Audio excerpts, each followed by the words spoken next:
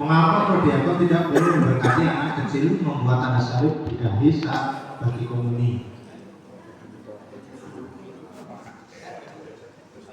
Nah, ini mengapa saya tampilkan pertama, karena rupanya kita punya kebiasaan memberikan tanda salib saat anak-anak itu ikut maju ke depan, gitu ya. Memberikan tanda salib pada prinsipnya sebenarnya kita boleh-boleh saja. Apapun anak kita itu diberikan tanda salib boleh. Tetapi anak maju itu kan sebenarnya mereka itu membiasakan diri untuk menerima komuni. Tetapi karena belum saatnya, maka mereka menerima komuni batuk bahasa Jawanya dulu dengan memberikan tanda salib. Memberikan tanda salib itu tidak hanya memberikan tanda salib, tetapi imam biasanya mengatakan berkat Kristus gitu, buat tanda salib. Nah, di beberapa tempat awal mulanya itu adalah ketika anak-anak banyak sekali yang belum menerima komuni, lalu kebijakan dari Uskupan dulu kalau nggak salah mulainya dari Uskupan Agung Semarang, itu anak-anak maju berbaris untuk menerima berkat baduk ini, berkat di dahi, atau disebut dengan komuni baduk itu. Padahal itu agak kurang pas. Nah, kalau saya itu tetap yang memberikan itu seorang imam. Jadi prodiakon, kalau saya jawabannya itu tidak perlu memberikan ketika saat komuni. Lewatin dong. Kemaju ya begini. Kemaju di, kalau saya ya, saya suruh bergeser. Tetapi ini kebijakan setempat. Gitu. Nanti salah tangkap rombongan lu ya. Nanti tanya rombongan baru tidak salah tangkap. Ya. Ini salah tangkap. Kecewa. Ya. Ya. Kenapa? Karena tadi itu dasarnya kebiasaan ini adalah kebiasaan untuk komuni baru. Dulu diberikan awal mulanya adalah oleh seorang imam. Maka biasanya ada dua bagian setelah komuni biasa, lalu anak-anak dan orang yang belum menerima yang dewasa pun itu juga ikut perarakan. Itu seharusnya begitu. Tetapi beberapa gereja sudah mulai mencampur adukan, mulai dari yang dewasa malu kalau ikut baris dengan anak-anak. Yang anak-anak nggak mau baris sendiri, ikutnya mau bareng dengan orang tua. Gitu. Karena dulu di beberapa langkah yang dilakukan adalah anak-anak itu ikut pendalaman iman sendiri, lalu mengikuti berkat ketika mau komuni. Begitu. Kalau ini saya jawabannya tidak boleh.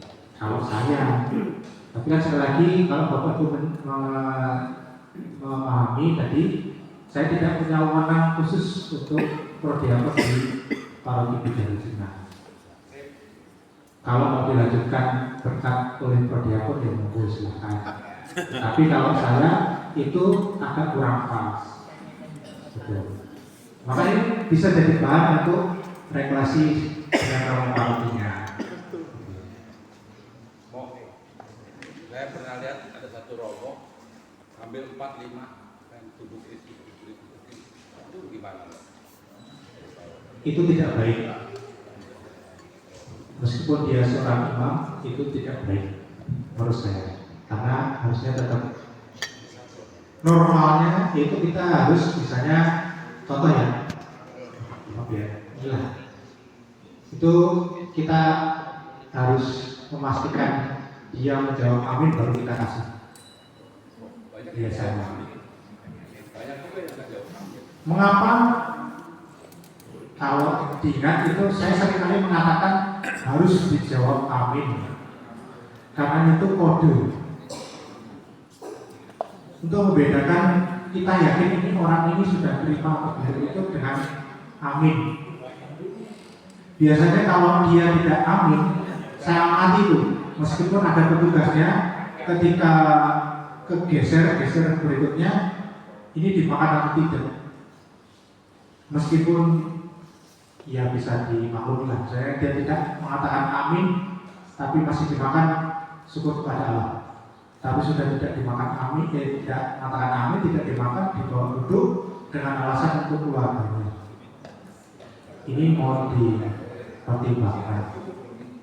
Maka biasanya saya mengatakan tubuh Kristus harus dijawab amin, karena amin itu kita yakin, percaya bahwa ini tubuh Kristus. Tapi mau ada yang udah amin, dia bawa. Jawab. Saya panggil. Ya, Kamu pada makan di mana? Saya makan. Nanti setelah puasa. Baik, nanti saya. ya, lebih baik langsung disantap. Tidak diperkenankan untuk menyimpan. Nanti balik lagi materi yang awal tadi, sejarahnya itu kan seperti itu ya. Tidak boleh menyimpan sakramen Maha Kudus. Contohnya ketika kita pandemi, beberapa dari kita itu di Kuskupan Agung Jakarta itu punya kebijakan unik, yaitu mengirim sakramen Maha Kudus kan ya, bukan prodiakon.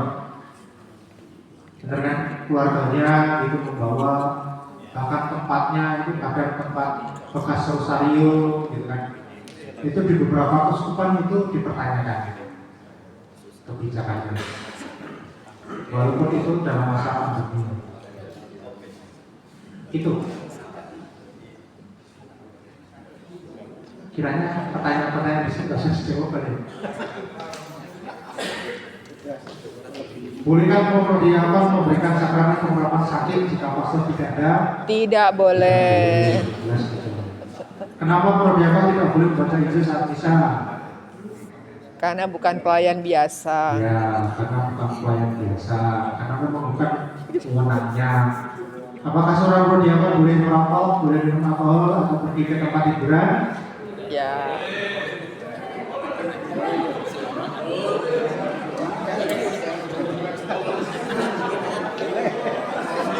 Itu nggak tahu.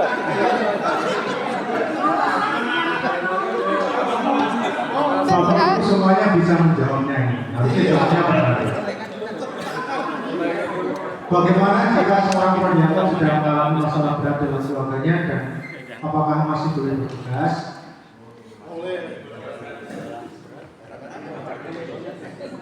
Misalnya bagi yang sudah berkeluarga pisah gitu. Itu nggak boleh.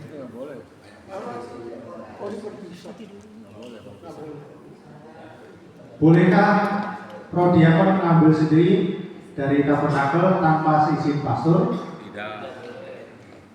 Nah, kalau di prodiakon luar perayaan Ekaristi?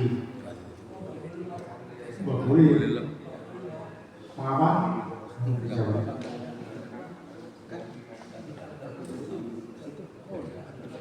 kalau untuk pelayan Mengapa bukan bisa ada langsung. Itu prodiakon izin yang dulu. memakai jubah atau sambil dan ada yang tidak? Langsung kan? Ini yang tadi ditanyakan. Apakah kita harus memanggil prodiakon dengan sebutan romo kecil atau banyak? Bapak prodiakon dan bapak diakon? Tak perlu. Nah, jelas ini jawabannya harus memanggil prodiakon. Kenapa prodiakon di paroki kita? Ini yang contoh yang lain. Hanya laki-laki, misalnya tadi dikatakan paroki mana?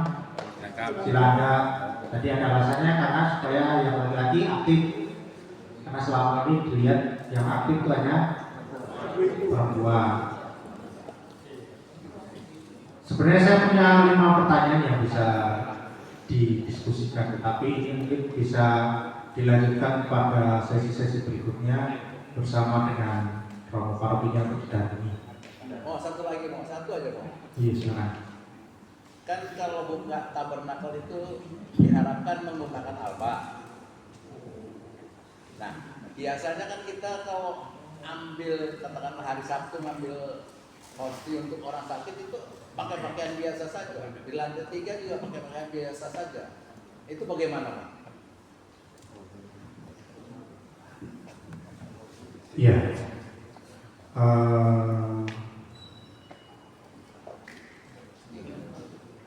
Dari saya jawabannya kalau di gereja itu pinjamlah alba yang ada di sakristi. Seandainya Bapak Ibu nggak membawa dari rumah, ya. Tetapi kalau niatnya mau membagi komuni, mengirim komuni, pasti kalau mengikuti tadi yang saya katakan itu pasti akan membawa alba dari rumah. Sebenarnya mengapa perlu membawa alba? Kalau saya pribadi itu ada urutannya. Jadi kalau walaupun di lantai 3, ketika sudah sampai nih masuk, kan Bapak Ibu nggak langsung ambil kan? Pasti diharapkan didoakan. Itu kayaknya sejak zaman dulu saya waktu datang itu prodiakon itu pasti akan doa dulu sebentar, baru mengambil. Nah, sebenarnya itu juga kesempatan pasang alba, doa, lalu ambil, lalu dimasukkan, albanya dilepas, keluar. Sepertinya tidak lama.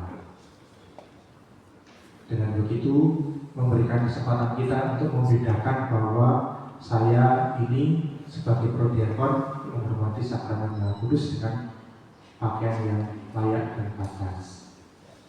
Itu. Masalahnya kan kita tidak semuanya pakai pakaian yang baik-baik saja. Misalnya, mohon maaf ya, itu kalau seandainya pakaiannya itu tidak pas gitu ya,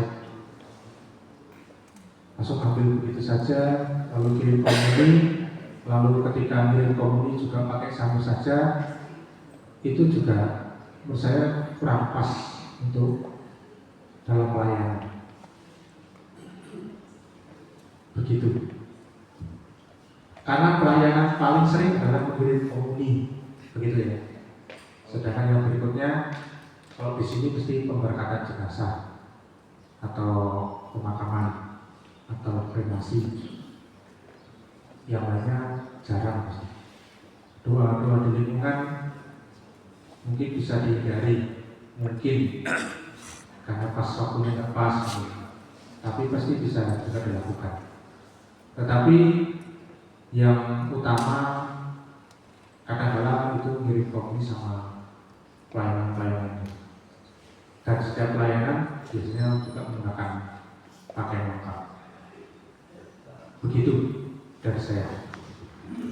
Terima kasih. Baik, kita beri